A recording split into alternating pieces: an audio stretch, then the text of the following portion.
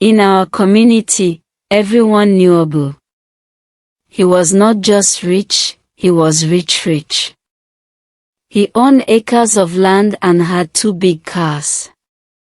But the thing people loved most about him was his heart. Abu was a giver. He didn't just give handouts, he gave opportunities. If a young person needed money to start a business, Abu paid for the shop rent. If a family's child was sick, Abu covered the hospital bill. His friends, people he grew up with who had nothing, all became successful because of him. They opened big stores, bought motorbikes, and built decent houses. Abu didn't ask for the money back. He just wanted to see his people happy. He truly believed he was surrounded by love and loyalty. Then, the trouble started. A strange, nasty sickness hit Abu. It wasn't something simple like malaria. It made him weak and in constant pain. The local village doctor tried everything, but nothing worked. Abu had to go to the city for treatment, and that's where the money started to burn.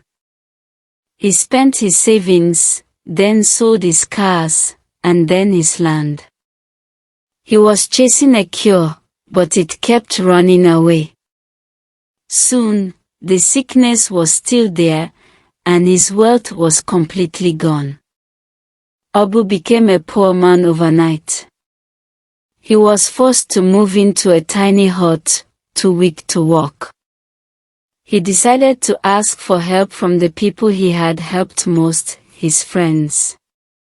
One day, he went to the big store of his friend, Emeka, who had built the business with Abu's money. Abu looked weak and tired. Emeka barely looked up. "I have no money for you, Abu. Business is slow," he said, turning away. Another friend, who had just bought a brand new car, told him flatly, "You were a fool, Abu. You should have saved your money for yourself instead of giving it away to everyone. You wasted your kindness. Now that you are sick, don't look at me to fix your problems." Every single person Abu had lifted up turned their backs on him. They avoided him in the market. The people he had made rich were ashamed to be seen with him. Abu was alone and felt betrayed down to his bones. He knew he was dying. One evening, his younger brother, Adu, came back from the city. Adu had left the village years ago and was shocked to find his big brother lying on a dusty mat, thin and sickly. Adu cried when he saw the state of Abu. Adu didn't waste time. He gathered his own savings, took Abu to the city, and found the best hospital he could afford. Adu stayed by his side for months. Slowly, Abu started to heal. Once he was fully recovered, Abu was penniless but strong. He worked hard, first doing odd jobs, started going to the gym every day to stay fit, then starting a small trading business with Adu, his brother. Because he was smart and determined, the good Lord blessed him again. In 5 years, Abu was not just back to where he was richer than ever before, this time operating from the city, but close enough to the village. Meanwhile, a bad turn of events hit the village economy. Abu's old friends, the ones who became rich, started having serious issues. Debts came calling. Their businesses began to fail one by one. Soon, they were poor again, forced to sell their shops and motorbikes. They remembered Abu. They drove to his new, huge house in the city, begging to see him. They bowed low, asked for loans, and reminded him of their childhood. Obu listened quietly.